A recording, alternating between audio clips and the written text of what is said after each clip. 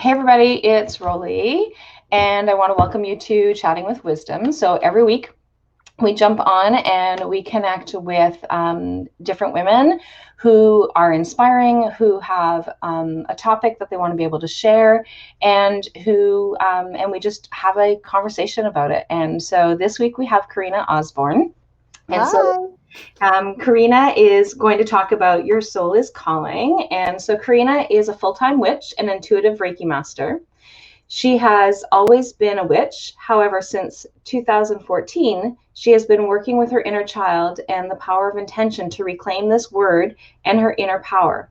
Her vision for the Witch's Inn is to ignite the light in others by creating a nurturing and safe environment for souls to open and explore and discover through the power of intention. Sit and sip a while over a cup of tea while Karena takes you on a journey back to the soul center. So beautiful. So welcome, Karena. Is there anything more about you that you think that people should know? No, not really. I think that kind of summarizes what I do and who I am fairly nicely. So my friend Diane is on, Deanne, and she said, hello, my dear, welcome. So I'm not sure if you can see comments. This is the first time that I'm using StreamYard. So are you able to see comments? Let's see if I click this. I can. Yes. Oh, hello, Diane. So this is one of the other features that I really like with this new platform. So this is pretty exciting. So because usually I have to keep saying, oh, by the way, somebody said this. Or, so this is great that you can see that as well. Yeah. So your topic is about joining the, I can't even remember what I was saying. I got distracted by Diane. Your soul is calling. So can you tell me a little bit more about that? Yeah. So I think maybe that's where I can expand on that topic then a little bit with that intro, where for me in 2014, I was in university. I was going to the University of Ottawa for a joint honors in sociology and women's studies. And in December, we found out that my mom was sick in 2013. So 2014, I had a big decision to make. It was either stay at school in Ottawa or travel back to Niagara, where I'm from, and help my mom. And I decided to do that. I was like, you know what? I'm going to have huge regrets if I don't. So I went home and I was finding that I gave up my passion, right? A little bit. So I needed to find something that could help ground me and move me back towards that place of helping women and helping people find their calling. That's the whole reason why I was going to university. So I discovered Reiki. And through that, I have built the Witch's Inn. And through a lot of ups and downs, I lost both my parents in the last 4 years. And yeah.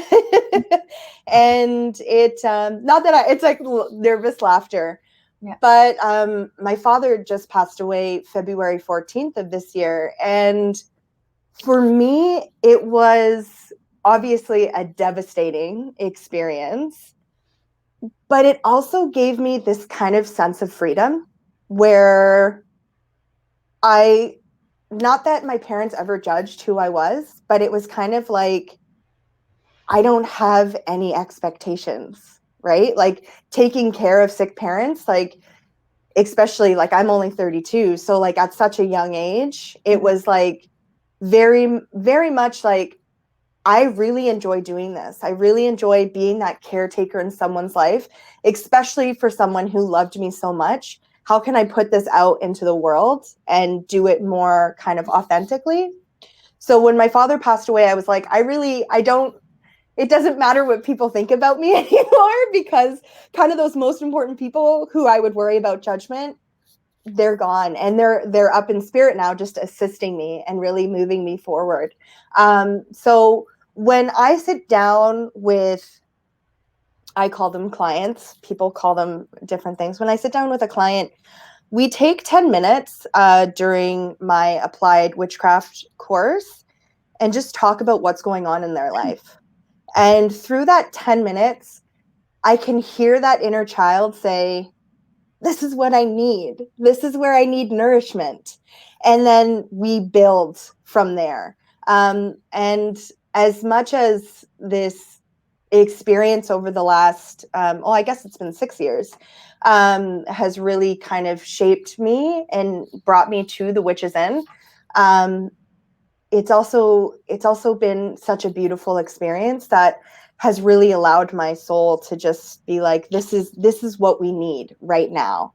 And I love giving that forward to other people. Nice.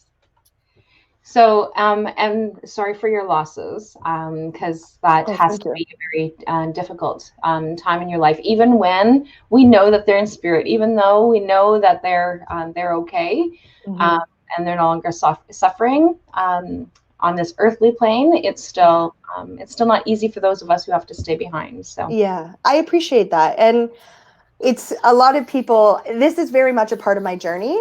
And so I talk about them a lot. And I always, because I talk about them so much, I always want to tell people, like right off the bat, just so you know, they are in spirit. They're not here. So, because I have had someone before be like, wow, you have such a close relationship with your parents. And we do, we always have. But it's kind of more of a shock after they've said that for me to be like, oh, they're in spirit now. So that's, I appreciate you. I should lead with that now. Yeah, that's why I lead with that. But thank you very much. And it does. I have my moments, but my connection with spirit, my soul really opened when I had my mom since I've had my mom and my dad in spirit. It's allowed me to trust my intuition a little bit more because I know them so well. When I get signs from them that are like, okay, this is the next direction that you're going, I can't question it because I know it's them, right? Because you know their personality. So yeah. Nice. So tell me, so you shared a little bit about that, how you start off with a client, but like, so when clients are coming to you, like what kind of things is it that they are, like what kind of things would they be coming to you for specifically? Like what kind of things is it that you do? So most people find me for my tarot readings. That's kind of like that initial meeting. Someone, when we could meet in person, would come to a tarot party, or I like to do specials like for Mother's Day and stuff. So that's how generally people find me. And then through that, they discover that I do energy work, so Reiki. And I do find a lot that because I am called the Witch's Inn, it very much drives forward people who are looking to be woken up to that kind of spiritual side. When people hear witch, they often think like pagan. I don't consider myself pagan. I just consider myself someone who cycles with the earth and as well with the moon and has really come into that cycle of my own, right? Yeah. So when they're with me, a lot of them are drawn in because of that witch. I do applied witchcraft. So during those sessions, we do guided meditation as well as Reiki. I do a tarot reading, and then we work on areas of the craft that they're wanting to develop. Some people, that's like, I really want to have a better relationship with my crystals. Some people, it's like, I don't even know what this is. I just kind of want to start. So just really, I would like to say there's a term called baby witches. Okay. So I really like to kind of look at myself as like that first place where people are like, I don't know what I'm doing. Can you help me? And so I just kind of help open them up to that. And actually this week I have a new product launching as well. It's called Moon Bathing, and it's an online community. It's a paid subscription where we follow the lunar cycle very closely. So every Monday I post journal prompts. Every Thursday at 8 p.m., we meet collectively as a group to talk about the phase of the moon as well as what came up for them during those journal prompts. And then I also kind of do like a tip or trick or spell kind of thing within that group to just be like, if you're looking to enhance your practice a little bit more, you can do it this way. So that's kind of what people can expect from me. That's really cool. So, and I'm not sure whether or not you do know that everything that I do is followed by by the moon cycle. And very much like, so exactly what it is that you're talking about, the lunar cycle and that kind of thing. So on in my one group that I have, that's one of the things that I do is we actually pull cards specifically to that particular lunar cycle. Like, what are we in, and the moon energy that's surrounding it. So like, that's really cool. I think you're a witch, Rollie. So I don't know that I would say I'm a witch, but I definitely, because there are different terms that are actually kind of fall into that. And so, which is why you said, like, I'm not necessarily pagan, is what you said, right? So like, I'm not necessarily pagan, but you use the term witch. I haven't found a term that I specifically use for me, but it's not like, I don't, witch isn't the one that resonates for me. So, so shamanism is the one that kind of fits, but then it's like, well, I'm not certified as a shaman, so I'm not sure. So, but I'm working on my certification. So so shamanism is probably what I'm going to be referred to, because like and they're all similar, and that's one of the things. So, and one of the things that I think is really interesting is that even different religions have a lot of the similar things and the way that they actually do things. So like, when you go to a Catholic church, you get the bread of life, and like, that's a sacrament. That's one of those intention setting. That's one of those asking higher power to be able to help provide you that support. Like, there's all these different things that really fit in with each other. But yet it's like, oh no, my way is the best way to do it. And so the way that I flow is, if it resonates for me, then I incorporate it. And if it doesn't resonate, then bye-bye, that's not mine. So, so when I learn something new from someone, that's what it is that I do. So I don't know that I'm a witch, but I think for me, so when I was young, like, I would say I was like probably 4 years old, I wanted to be a witch. Like, I wanted to be a mermaid and I wanted to be a witch. And I like knew deep down in my soul that like, that was my calling. Like, when we'd go to the beach, I'd prepare my parents in the car, just so you know, if a mermaid shows up, I'm out of here. I love you, but I'm gone. And so my parents were always like, okay, cool. And I would tell them, like, I want to be a witch. Like, that's what I want to do. And growing up, it was kind of like, well, that's a fantasy. You can't really do that. That's not a real thing. I grew up Anglican. Like, I was baptized. I was confirmed. My mom read tea leaves and stuff. So I very much have been integrated into like both worlds. And over these last 6 years, like, the more I work with intention, the more I work with the cycle of the year, the lunar cycle, I'm like, no, I am a witch. Like, and witch doesn't have to fit into this square. It can be anything. And yeah, so I love that you're like, I don't know if I identify with that. I think it's perfect because it's what your soul wants, right? What you are being called to do. So. Well, and it's challenging sometimes to be able to come up with that label, right? So it's like, okay, well, what are you called? I'm like, I don't know, I'm Rollie. Like, I'm or my spirit name is Gigadomi Gwinkwe, which stands for Talking Spirit Woman. So it's like, so what am I called? I don't know. Yeah.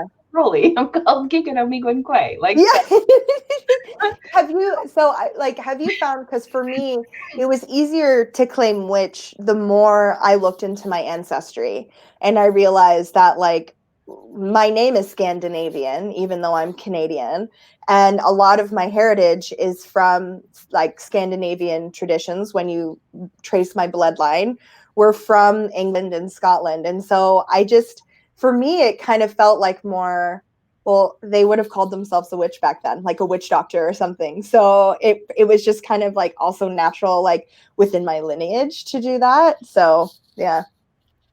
So so my lineage is Métis. So like, it's so I've got the Aboriginal background, which is why like I relate to a lot of the different things. And so one of the things that I've learned from different elders over the years is that, and it's very much that, take what you need and leave the rest. If it doesn't fall, if like, it doesn't matter who it is that's teaching it to you, if it doesn't resonate for you, then it's not yours. So like, just take what it is. And so even if it comes from our lineage specifically, then take what you need and leave the rest. And so that's the so, and that's just one of the things that I had always followed. So this elder that had so this particular elder had actually shared this information to me, and it was kind of like, oh, maybe. And then I've had other elders over the years that have actually kind of said the same thing. So now it's very much like, take what you need and leave the rest. And when I was working in mental health, that's one of the things that I would always share with people, even before I started doing any of the spiritual stuff, is that I would always, when I'm talking to a client and we're working on anxiety or we're working on depression, here's some different tools. Here's some different things that you can work on. If you're working on relationships, again, here's some different tools that you can work on.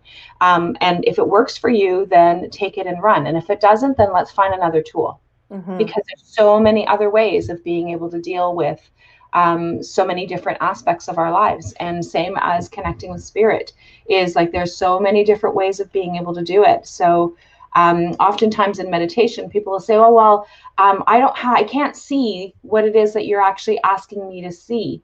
And it's like, so if we're doing a guided meditation, for example, and it's like, okay, so what are you feeling? Oh, well, I'm feeling this. So it's like, or what are you hearing? What are you sensing? Like, what are the different, like, using your five senses, what are some of the different things? Because it doesn't have to be that you actually have a vision of what it is. And so, my mom is very much visual. So my mom can actually see very descriptively different things in her meditation, whereas I feel and sense. And so, and if I get something in terms of an image, it's not necessarily, so if I said, oh, well, I saw this, it's not necessarily that I saw it with my eyes, I saw it with my third eye, with just like, not necessarily actually seeing the vision. It was like with all the rest of my senses that I knew that I could see a tree. So I can feel the tree, I can sense the tree, but it's not that I could visually see the tree. And so then I have to go into my memory bank of, what does a tree look like, right? So then it's like, okay, that's what it feels like, that's what it looks like, and that's what I'm seeing, but I'm not necessarily seeing, whereas other people have true vision, visual vision that they can actually see. So so in magic, they have old magic, and they have this new age magic, which I think I would kind of fall under this new age magic. And it's very much what you were talking about of, in old magic, that would be like pagan and Wiccans, where it is a religion. You need to follow very strict guidelines in order to get the results that you want. Where in new magic, it's kind of like, no, go with your intuition. Like, old magic is great to have this structure. And I like to think of old magic as like lore. They did these things because they did it once and it proved results. And so they continue to do it every year. And we can take from that and intuitively use it. So for instance, Beltane was just on May 1st, May Day. We dance around a maypole. It's a time for fertility. Well, if you are trying to birth something in December, why not use a Beltane ritual to help you birth that in December and tweak it to, the season now by using the herbs or, kind of that darkness that we have in December to your advantage to help birth something into your life. So I love that you as well kind of are like, I'm going to take this. It resonates. If it resonates, I'm going to keep it. But if not, then that's okay. It's not for me right now. I think that, that's absolutely beautiful. And that's how I work too, where I say to someone, I do a lot of guided meditation as well for my clients. I just find that it allows you to kind of ground where you are. And a lot of my clients say, I can't do guided meditation. I can't meditate at all. And I said, well, then just listen to my voice. And wherever your mind takes you, know that that's where your mind's supposed to take you. If it's to your grocery list, say, thank you for showing up. I'll make sure to add that and then come back to my voice. And that's it, right? Like, don't be so hard on yourself. Allow your human experience to accompany your soul's experience as well. Yeah. And I love that. And so, and one of the things that I really love about what it is that you said is the for now. So if it doesn't resonate for you for now, one of the things that I have discovered, even with me, but with me and with clients, is that something may not resonate right now, but in 3 years from now, it's like, oh, I was in a session with Karena and this is what something that she was actually sharing. And so now I'm going to use Deanne because she's still online. So Deanne shared this information. It's like, and it just like a light bulb just came on, and it's like, definitely for me. So I really love the for now, right? Yeah. Because we're all in a different place in our lives. And so different things will actually come up. And so it's just great, right? So I love that. I love looking what I call the spider web of life. So I'll just use like 4-year-old me, for example, who was like, no, I'm going to be a witch. Like, I am a witch. Guys, I'm a mermaid. If they come here, it's happening. I didn't know limitations. And then as I got older, limitations were put on myself through external sources, through my own limiting beliefs. And then now, like 32, in meditation, or even sometimes I might be making a coffee and I have this thought and it's like, oh my gosh, 4-year-old me was so wise. She knew all along that this is exactly what I meant to be doing. I just didn't know how to execute that plan yet. And now that little spider web of like hope that lives in my heart of you're a witch, it kind of can unravel and show me like, yeah, I can do that. It doesn't have to fit in this kind of Wizard of Oz, I'll get your dog too, or whatever. It can be this love and light that I decide. And I don't know about you, but especially over these last 6 weeks of like kind of shelter in place, I've really been able to see these different spider webs that have led me exactly here. And when I take that time to really sit with those, I'm so grateful. I'm so grateful for the struggles, or, even my parents. Like, I'm grateful I stopped and I had that time and I really could take in that their life and like honoring that life cycle. I don't think I would have been where I am right now, especially in my practice, if I couldn't see that because my sister was popping out kids during this time. So I have 4 nieces and nephews that were born in the same span that my parents were sick and ending their, like, coming to the end of their life cycle. And it was when I look back, that spider web was so beautiful, that dance of life that I was able to witness and really stop and take stock. So I love that. I love the spider webs of life. And I love working with my client and being like, see, do you see what happened there? Like, and it's allergy season. Yeah. And so it is, and I love how you actually talk about life being a dance, right? So, and it fits really beautifully with the title that you actually came for our talk today, is Your Soul is Calling. So because our soul already has a mission, our soul already has a vision of what it is, and all the heartaches that we actually live through in our lives, our soul decided before it came to this planet that these are the experiences that we're going to have to live through. And sometimes we have to live through more than one of those experiences in order for us to be able to get the teachings or the nurturing or the learnings that we have to. And so I'm a lifelong learner, everything. So I learn from everybody. I host, like if I'm hosting a circle, then I'm learning from the people that are in the group just as much as they're learning from me. And because like collectively, we all have these energies, we all have these experiences, we all have these different things.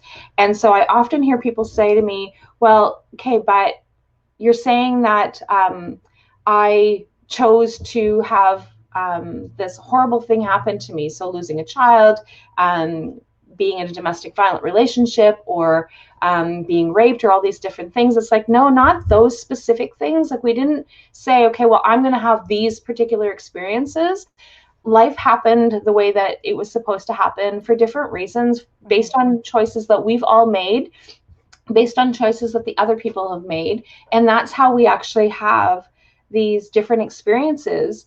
And then with those experiences, our soul gets to be reborn. Our soul gets to be able to say, okay, this thing happened to me, but I can do this. This thing happened to me, I can do that.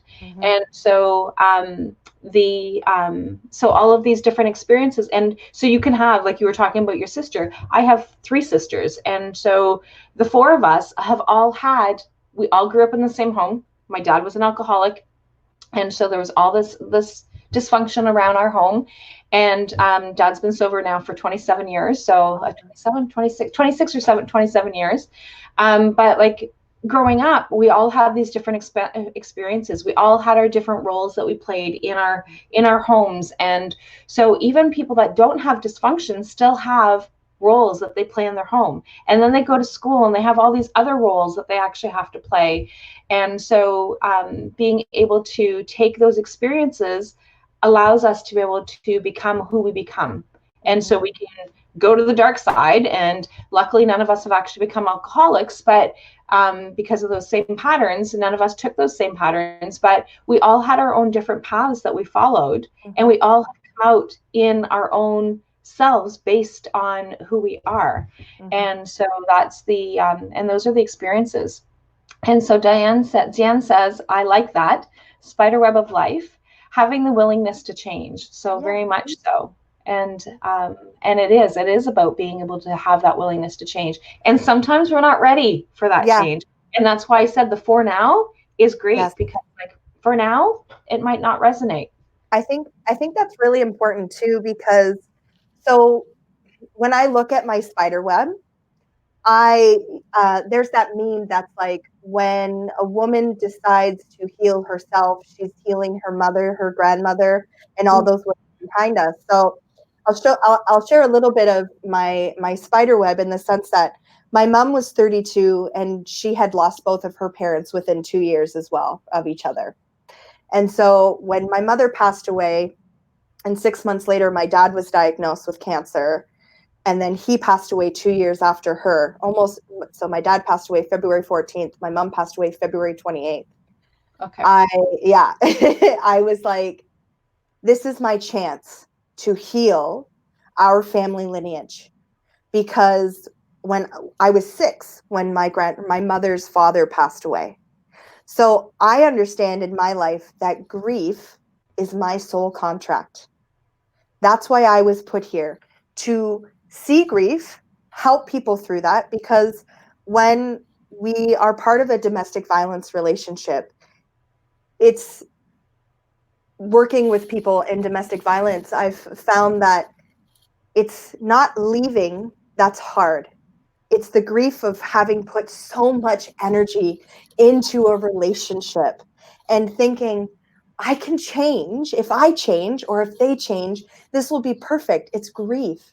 At the end of the day, it's all grief. Yeah. And that's kind of what woke me up to this, seeing that spider web of my mom's life, my life, and really dealing with this at such a very young age. I remember at 6 years old talking to adults at the funeral and them saying to me, wow, you're so wise beyond your years. And I'm like, but I'm also the oldest. So like you said, I have that role of, I grew up with adults. So that's, I was never ushered out of the room until other children came in. And then my role was take care of these children. You're the oldest, right? So it's been in my nature.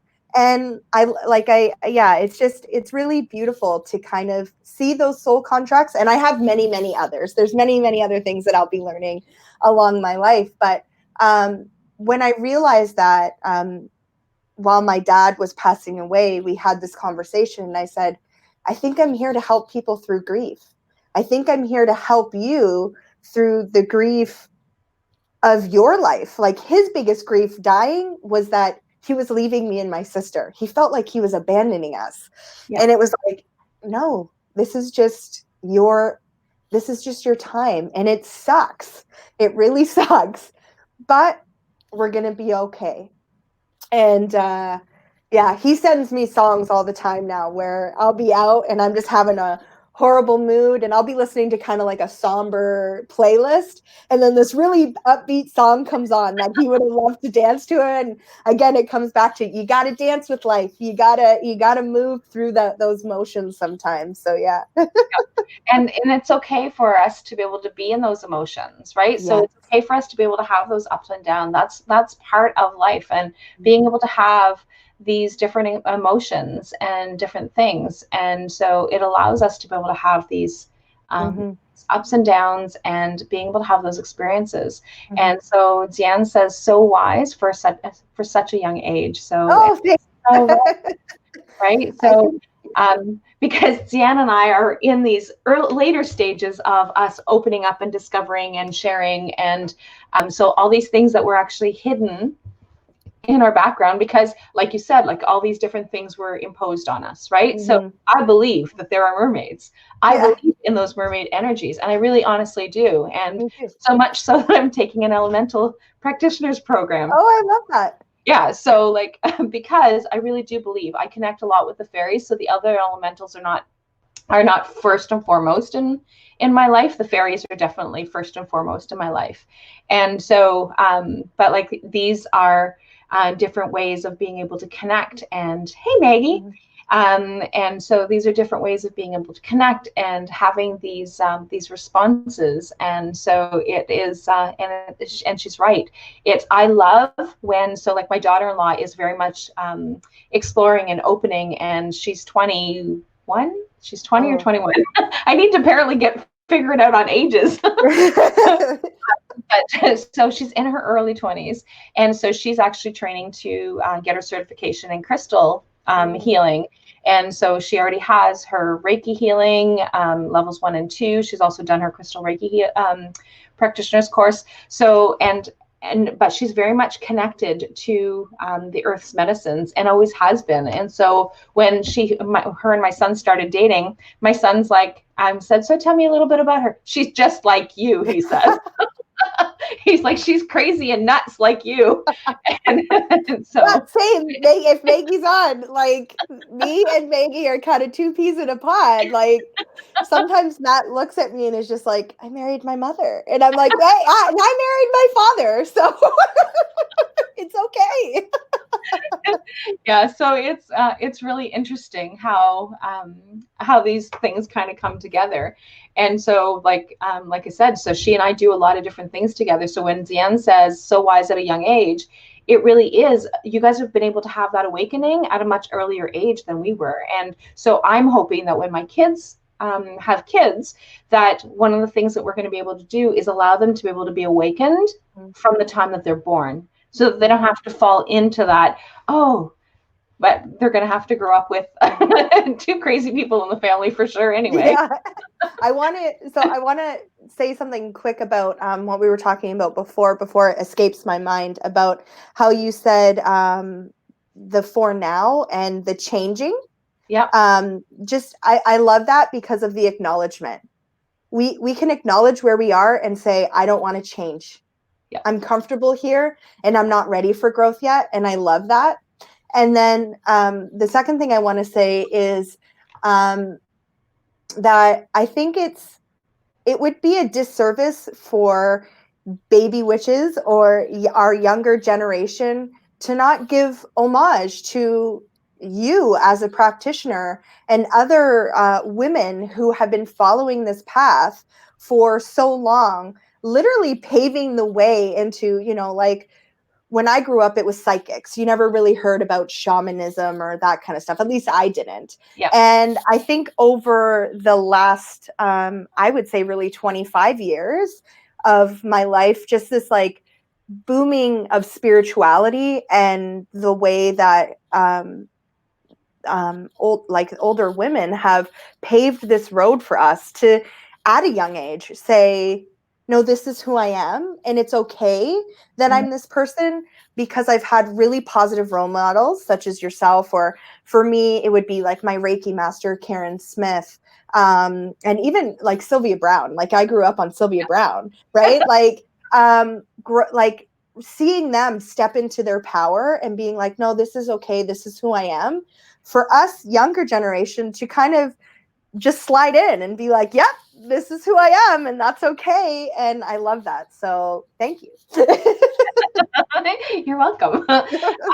So like I said, so one of the things is that, so over the years, I have kept a lot of those things secret. And so like even my spirit name, so when I was like really super excited to get my spirit name. And then when I got my spirit name, it was like, okay, so I should be able to use it, but I didn't. I kind of tucked it away for some time, and including the feather that I was actually gifted, which is now my logo.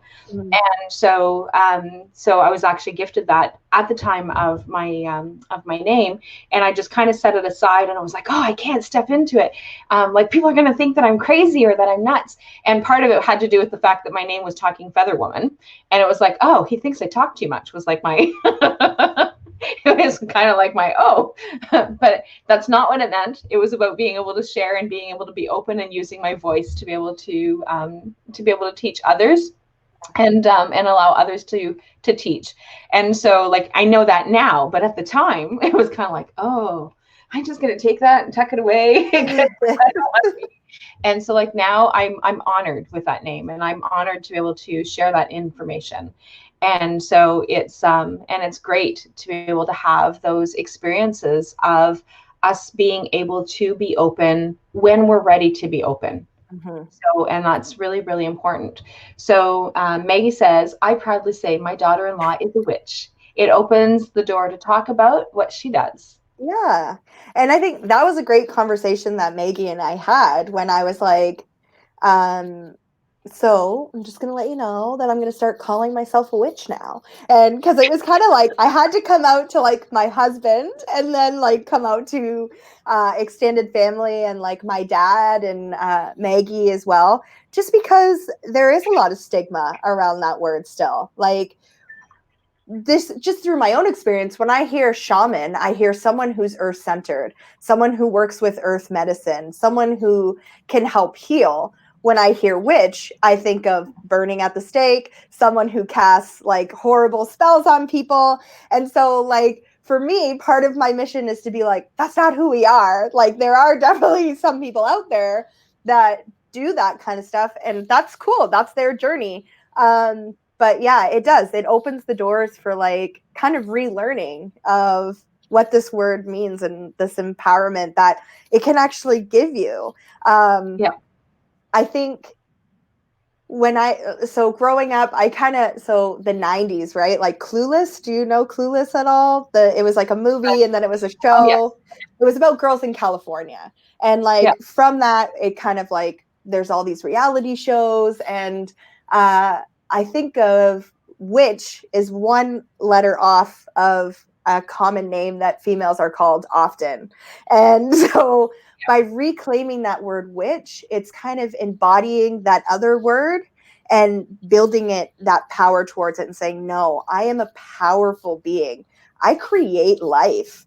Like I am like the goddess, I guess, I am that reflection of earth. And so, yeah, that's part of my empowerment through it. So well, and I love that Maggie's proud of it too. Well, and that kind of fits into with Aboriginal teachings, right? So where, so like if they are dancing in ceremony and you are pregnant, you're not to be in the circle because of how powerful that you are. If men are present, and same as if you're on your moon cycle, then you're to be stepping away because you are, what they refer to is too powerful, because you are in that place where you can actually give life.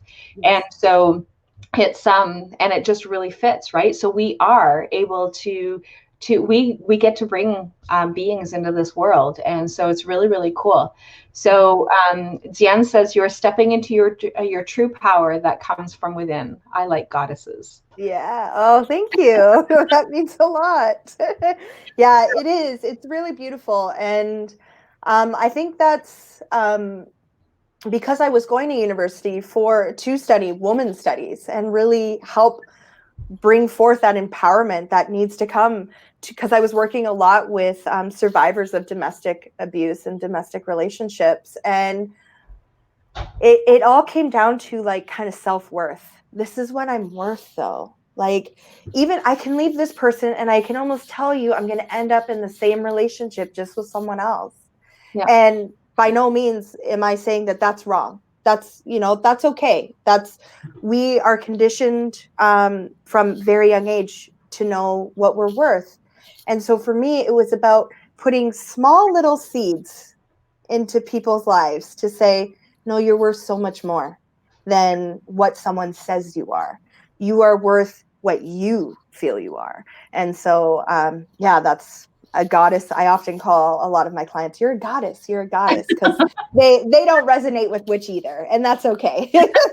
Well, and we have our one circle that we do on Thursdays that we've been doing for about 3 years now, and it's called the Inner Moon Goddess. And so when it first started, like, it has evolved so many times, and so now it's a supportive women's circle that we come together, and based on who's coming into the circle and what it is that's happening, is that we're really exploring that inner piece of inner who we are, like, and piece as in Piece, so that inner part of who we are. And so because we all have that ability to create our lives the way that we want to, and sometimes we feel that we're stuck, but we're not always necessarily stuck, and it's just a matter of finding that one little bridge that'll allow us to be able to skip over to the other side. And when we can skip over to that other side, otherwise we can continue those patterns, right? Yeah. So, but we learn from those patterns. We learn how to be able to find and define different ways of who we are. And so when we're ready to step out of those, which I've seen so many different women have actually stepped out of those roles or those patterns or those different things because of those little seeds that have been planted throughout the years. Sometimes people can figure it out early. Sometimes people figure it out when they're in their 60s or 70s, and some are still trying to figure those out. And so I know that sometimes I get stuck in some of those old patterns, right? Because those are things that we grew up with. Those are some of the values that were instilled on us that aren't necessarily our values. And so it's just us being able to be open to that. And so I know that we're talking a lot about the women who are actually coming out and sharing their experiences, but there's also the men who and they're called two-spirited because they get to live in both worlds, and which is like amazing, where they actually get to step in and step out of those different things. And so often I'll hear men say, well, what about us? But it really is, men have lots of venues, whereas women don't necessarily. But the men who are like trying to that are actually living in both worlds, it's difficult sometimes for them to be able to step in. So my nephew, who is a transgender male, is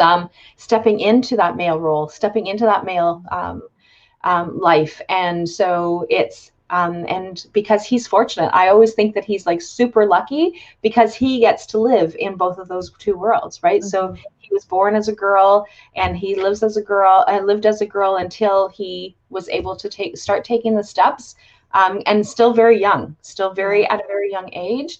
And so allows him to be able to take those steps and figuring out who he is now, instead of waiting after he has a family and after he has like all these other things. He can figure out now who it is that he wants to be and how he wants to be able to live his life and be portrayed, because he can tap into that inner goddess. He can tap into that inner being of who he is. And male or female, we have that within us. We have male and female energies. Just some people have the luxury of being able to like live in both worlds. Yeah. And like I work a lot with balancing that divine masculine to the divine feminine. And I think that a lot of the women that I serve have this imbalance of they're going about life in a very divine masculine way, in an unbalanced divine masculine of power, money, greed, right? We live in this society that's very...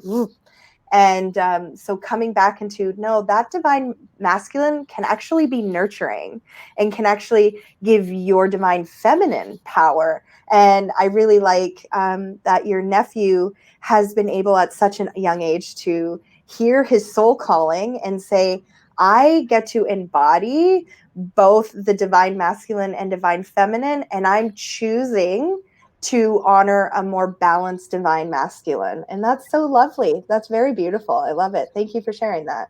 Yeah. So, and like I said, because I love how, and that's how you were talking about like that whole stepping out, right? So that's stepping out and being called out and being, and so we have so many people that are actually being called out. And one of the things that I think is really interesting right now with everything that's happening is that, because you were talking about like how the spiritual growth has actually happened. And so like when I was first coming into my spiritual growth and who it was and who I was being, and so it was kind of like in the secret, like, right? So like I'm not letting anybody know what it is that I'm doing. And so, but what was really interesting is that over the last 6 weeks is that we have been bombarded by spirituality, and not in a bad way. Some of it definitely doesn't resonate with me. And but like for the most part, most of the spirituality is about that growth. Some of the spirituality things that are coming out, which is why it really rubs against me the wrong way. It's like, no, you need to do this and you need to do this. And it's like, if you love God, you're never going to get the virus. And it's like, okay, I'm pretty sure that's not how that works. But whatever. It comes back to those soul contracts, right? Like I always, and this is my own personal belief. I don't get the flu vaccine because I'm young. And so I should be able to fight off the virus, the flu if it comes. Now, when I was working in a nursing home, would I have gotten the flu vaccine? Yes, because I was being more, wait, I lost my train of thought. Oh, but my thing, it has always been, is that if it doesn't matter, I could eat, run healthy all the time. When it's my time, it's my time. I'm going to go. And so it's great that people really resonate with their spirituality and feel their faith so strongly. But I agree. I think that it's a little bit reckless to say that if you believe in God enough, he'll save you, because, well, no, like you had a soul contract, and if it's your time, it's going to be your time. Something else that just as we were talking came through is that change is very hard. Stepping out of that comfort zone, and not to keep going back to survivors, but that they're actually kind of like, almost, I don't want to say perfect example, but it takes 7 to 10 times for someone to leave a domestic situation. And think, if you translate that to old patterns that you have in your life, it's going to take you 7 to 10 times to really recognize these patterns and say, or first recognize them and say, I want to change. And then walking through that shadow of uncertainty. I don't know what this feels like. I don't know what's on the other side, and really moving through those old habits, right? It's very hard to break cycles.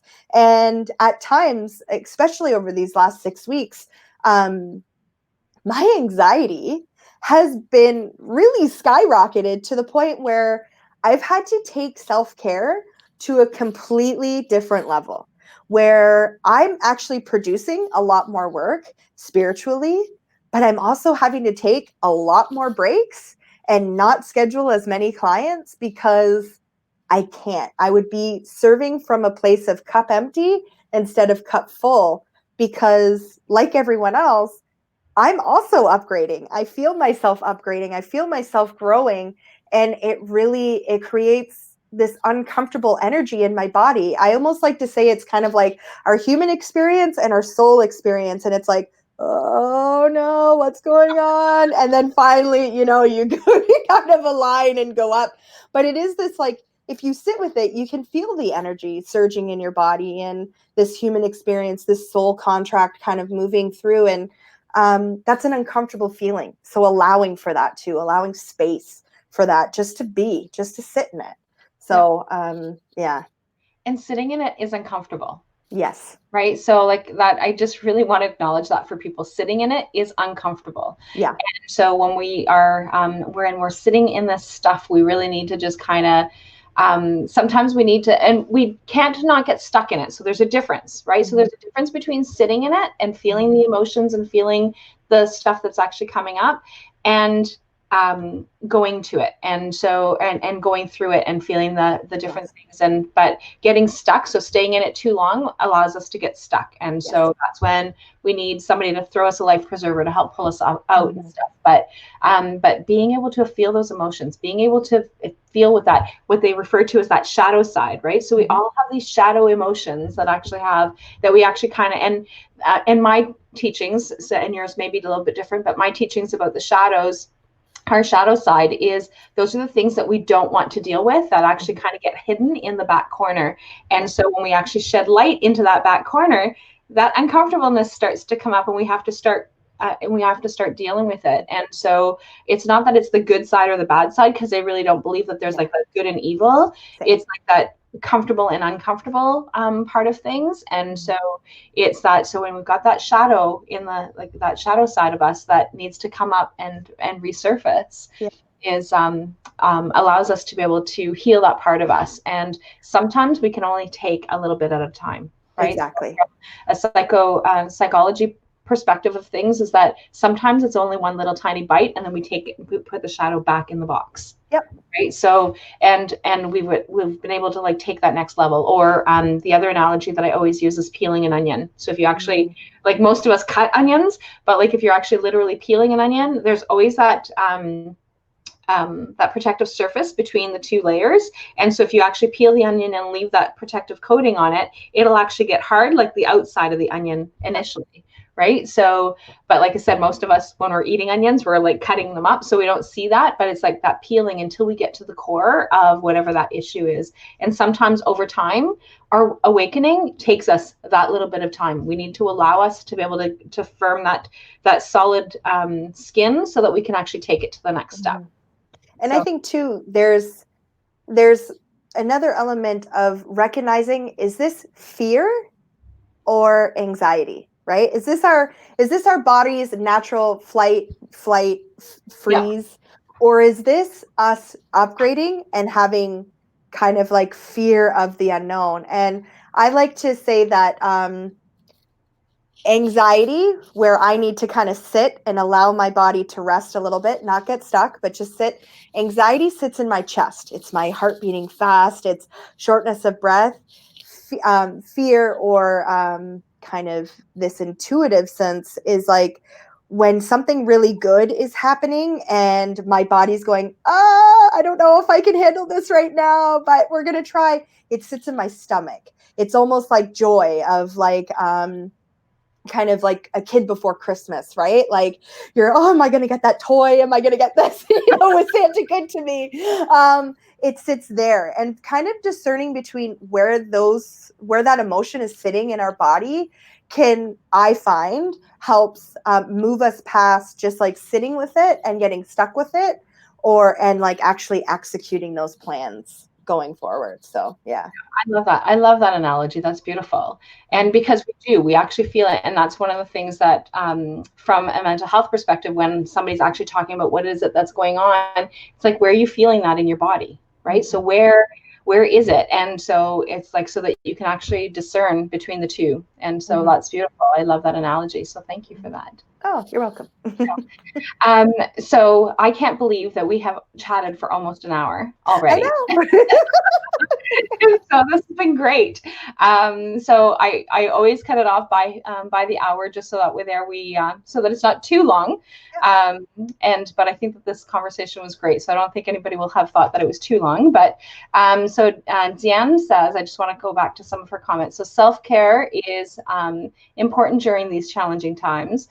And she also says, one step at a time, one layer at a time. And one of the comments that I had missed that she had shared earlier was, and I want to make sure to acknowledge this one, and she said, sending light and love to your loved ones in heaven. I feel closer to my father since he's passing. Wow. So that's, so I just wanted to go back and acknowledge those comments beforehand. So now, one of the things that because you do have some different services, is there something that you have that's available for people if they wanted to be able to continue to, like, do you have like a special offering or anything that you are doing?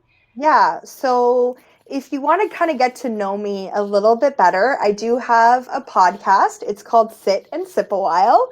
And it basically talks about the energy of the full moon. As well, that moon bathing, I'd really like to. It kind of birthed itself over the weekend, like the final stuff. We didn't think it would be ready yet. But Thursday on the Scorpio full moon, I will be birthing this out officially into society, ready to open its doors. It's a monthly subscription. It's $11.99 US a month. You get one moon ceremony a month. Each Monday, I post journal prompts, and then Thursday evenings at 8 p.m. Eastern time, or EDT, we sit down on Zoom and talk about those journal prompts, as well as do a guided meditation together and just get to know each other as a community. They are recorded so that if that time doesn't work for you, we have some people in Germany and stuff, you can re-watch the following day or when it feels comfortable for you. So if you would like, head over to the Witches Inn. You can sign up for my email subscription, What's Brewing, and you'll see we will officially get an invite on Thursday. Of course, I'll be posting it a lot over the next month too. So Okay, and your comment is in there. So what your website, I should say. Perfect. Is on the contact information, but what I'm going to do, oh no, yes it is. Oh no, it isn't. Yeah, my website, that's I think that's the website for Maggie's book, actually, which is fine. Promote that for sure. As You Wish Publishing, but I'll fix that's that. Okay. My website's actually in design right now. So my Facebook is kind of my container at this time. So if people just want to search me out there, and then actually at the end of the month, my website will be up and running. So that's great. Okay, so what I'll do is I will actually put the Facebook Facebook page on here. Perfect. And so that way there, it is available. And I will go and change that so that people are not going to, like, not that... Honestly, it doesn't bother me. I seen it and I was like, nope, that's okay, because that it'll send it to Maggie's book, and I think her book is called Journey to Soul, isn't it not? Yeah, except for that's not going to take it to Maggie's book. That's going to take you to As You Wish Publishing. Oh, true. Yes. So I'm sure would love to have you publish your books.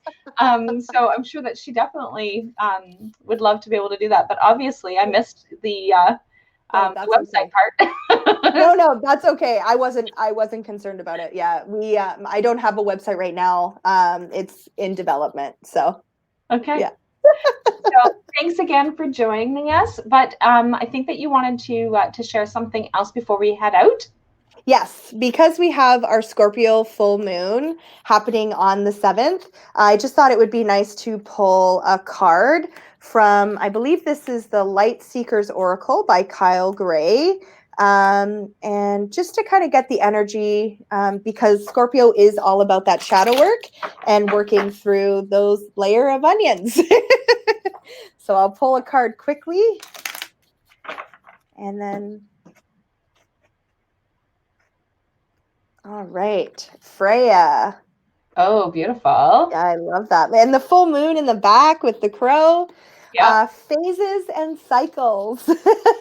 There is a beginning with every ending. Illusions are revealed and released. And what a beautiful message for our Scorpio full moon. Really paying attention to those cycles that we're honoring right now and releasing what we're like, why am I holding on to this? So get ready for some big change. And this full moon is very powerful. The last two lunar cycles have been hugely. We're getting rid of a lot of stuff with Chiron being first and foremost in our in our lives right now. Mm-hmm. And so there's lots of shedding and getting rid of things. And so this is a very powerful time. So this full moon is another very powerful moon cycle time. So pretty heavy. So be prepared for that shedding of that skin. So Maggie says, love you both. And we love you too. Yeah, love you. And Jan says, love Kyle Gray. Yeah, And so Deanne also said, time flies when you're having fun. And we definitely were having fun. So I loved having you on and hope to have you again. And so this was great. And so we will jump back in next week. And next week, we actually are doing Chatting with Wisdom with a male. So it's going to be kind of interesting to do. The last time that I did an interview with a male, then the series, that was the last series or last episode of that series. And so, but we do have other things that are actually booked after. So that's not going to be the case this time. But yeah, so looking forward to that, being able to tap into some of that masculine energy. So perfect. So, namaste to you, Zian. Yeah, and thank you so much, everyone, and thank you so much, Rollie, for having me. It's been a beautiful experience. Great, thanks, everyone. So, I don't know what happens with this program, Karena, whether or not you stay on if I end the broadcast. So just so that you know. Okay. Because normally I shut down and then we have a chat outside of the broadcast, but I'm not sure if that's going to happen or not because this is the first time I've done it with an interview. So, so if you disappear, I'll message you. Okay. Okay, bye, everyone. See ya.